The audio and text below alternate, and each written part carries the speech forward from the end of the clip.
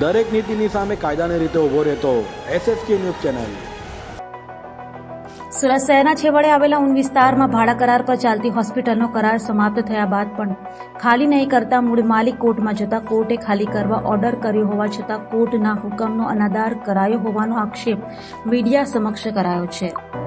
સુરતમાં ભાડુઆતો મિલકતો પરથી કબજો છોડતા નથી, ત્યારે સુરતમાં ઉનપાટિયા વિસ્તારમાં ચાચા સ્કૂલની બાજુમાં ચાલતી હોસ્પિટલના 11 મહિનાનું ભાડા કરાર વર્ષ 2023માં પૂરું થયા બાદ જમીનના મૂળ માલિકે ખાલી કરવા નોટિસ મોકલી હતી, પરંતુ હોસ્પિટલના મુખ્ય સંચાલક ઇકબાલ બાબુસિંહ દ્વારા નોટિસનો કોઈ પણ પ્રકારનો જવાબ ન આપી હોસ્પિટલ કાર્યરત ચાલુ રાખી હતી।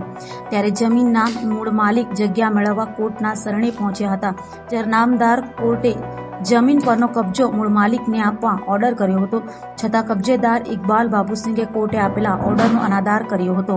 વધુમાં જમીનના મૂળ માલિકે આ મામલે મીડિયા સાથે વાત કરતા શું કહ્યું સાંભળો। મારું નામ નાઝિમુદ્દીન શાહબુદ્દીન શેખ છે। હકીકતમાં એવી છે સાહેબ કે મારી સિટી સર્વે નંબર 777-78 માલિકીની અમારી માલિકીની જગ્યા છે, જેમાં 1, 2, 3, 4 દુકાન નંબર આવેલી છે, જે અમે ઇકબાલ બાબુસિંહ બનખાનને આપેલી હતી 11 મહિનાના લીવ ઇન લાયસન્સથી। એ 11 મહિનાનો લીવ ઇન લાયસન્સથી 31/8/2023ના પૂરો થઈ ગયો છે। અમે 1 મહિના અગાઉ જ એને નોટિસ લેખિતમાં આપી દીધેલી કે આ મિલકત અમારે ખાલી કરાવવી છે અને આપનો કરાર પૂરો થઈ રહેલો છે, અમને કબજો પરત આપો। એ કબજો કરાર પૂરા થતાં પછી બી ઇકબાલ બાબુસિંહ બનખાને અમને કબજો નહીં આપ્યો અને આજ દિન સુધી નહીં આપ્યો। અમે વારંવાર રજૂઆત બી કરી અને અમે લેખિતમાં બી એમને નોટિસો આપી છે। કોર્ટમાં એણે મનાઈ માંગ્યો હતો, એ બી નહીં મળ્યો એને, અને એમને કોર્ટનો ઓર્ડર બી અમને મળી ગયો છે અને બધું ક્લિયર થઈ ગયું છે। એ પછી બી અમને કોર્ટમાં અમને કબજો નથી આપી રહેલો। અને હવે જ્યારે કાલે જઈને અમારા પપ્પા અને ભાઈ એમને રજૂઆત કરી, એ પહેલાં બી 2-3 વખત રજૂઆત થઈ ચૂકી છે, ત્યારે આવું નહીં થયેલું। કાલા એકદમ ગયા, રજૂઆત કરી, એકદમ ઉશ્કેરાઈ ગયો અને બીજા એના 6-7 માણસો 8 માણસો ત્યાં બેસે જ છે ઓલરેડી। એ લોકો બેસી રહી છે। એ લોકો આ જે ઇકબાલ બાબુસિંહ બનખાન છે, એ આવા લોકોને, આવા તત્વોને બેસાડીને જ મૂકે છે ઓલરેડી બધી જગ્યા ઉપર। અને જેવી રીતે કાલે ભાઈ અને પપ્પા ગયા, એ લોકો એકદમ ઉશ્કેરાઈ ગયા અને ઊભા થઈને ઠાઠો પકડી લીધો અને 2-3 લાફા પહેલાં માર્યા। અને ડૉક્ટર ઇકબાલ બાબુસિંહ બનખાને પોતે એના કાઉન્ટરના બાજુમાંથી ભાઈના કહેવા મુજબ અંદરથી તલવાર કાઢી। ભાઈ એકદમ ગભરાઈ ગયો, ભાગ્યો, પાછો એને પકડ્યો અને દબોચી લીધો।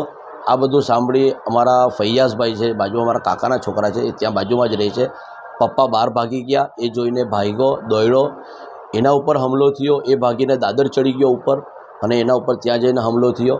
એ ત્યાં બેહોશ પડી ગયો। એને 2 કલાક પછી અમે નીચેથી ઉતાર્યો। અમને ખબર નહીં હતી કે ઉપર આ માણસને વાગી ગયો છે અને બહાર ભાગી ગયો ભાઈ, એમને બી ગુપત માર મારી અને આ બધું થયું છે। અને ડૉક્ટરે આ બધું જોઈને કે આ કેમેરામાં બધું રેકોર્ડ થઈ રહેલું છે, બાદમાં એને ધ્યાન આવ્યું, એણે પોતાના માણસો પાસે આ બધું કેમેરા, DVR અને જે રેકોર્ડિંગ જેમાં રહી છે એ બધું હાર્ડ ડિસ્ક વગેરે એમાં તોડીને બધું એના માણસો પાસેથી રવાના કરાવી દીધું। અને અમારી પોતી માલિકીની જગ્યામાં એનું ફર્નિચર જે નોર્મલ હશે એ તો તોડ્યું જ તોડ્યું, લાઇટ પંખા બી તોડી નાખ્યા અને અમારા ફર્નિચરમાં બી એણે નુકસાન કર્યું અને તોડીને સામે અમારા ઉપર એક્સેપો કરી રહેલો છે અને અમને ફસાવવા માંગે છે। અમે એક નોર્મલ માણસો છે અને આ વસ્તુમાં માનતા નથી। અમે કોર્ટમાં ચાલે છે અને કોર્ટને માન્ય આપીએ છીએ। અમે આટલા ટાઈમથી અમે ચાલી જ રહેલા છે। આજ દિવસ સુધી અમે કોઈ જબરજસ્તી કબજો પડાવવા માંગ્યો નથી, જબરજસ્તી કબજો માંગ્યો નથી। રજૂઆતો કરી છે, લેખિતમાં, મૌખિકમાં બધી કરી છે, પણ એમણે આ બધું માણસોથી કરાવ્યું છે, જાતે રહીને કરાવ્યું છે અને જાતે ચાલીને આ બધું કરીને જાતે ચાલીને અમારા સામે પોતાની ગાડીમાં બેસીને ત્યાંથી એ ફરાર થયો છે અને જઈને અમુક કોઈ નેત્રી કે મેત્રી કોઈ હોસ્પિટલ છે ત્યાં જઈને એણે એડમિશન લીધું।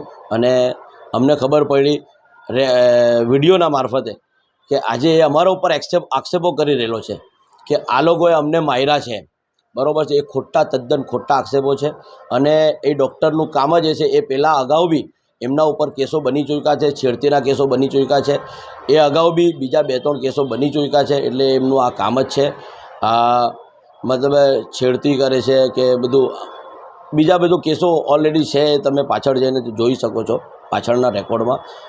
એટલે કહેવાનો મતલબ શું છે કે આ ખોટા આક્ષેપો કરી રહેલો છે, અમને ફસાવવા માંગે છે, અમને ભેરવવા માંગે છે. અમારી માલિકીની જગ્યા છે, આજ સુધી અમે કોઈ ખોટું વસ્તુ કરી નથી. અમે કોર્ટને માનવા તૈયાર છે અને કોર્ટના ઓર્ડર પ્રમાણે અમે ચાલવા તૈયાર છે બધી જ રીતે. દરેક નીતિની સામે કાયદાની રીતે ઊભો રહેતો SSK ન્યૂઝ ચેનલ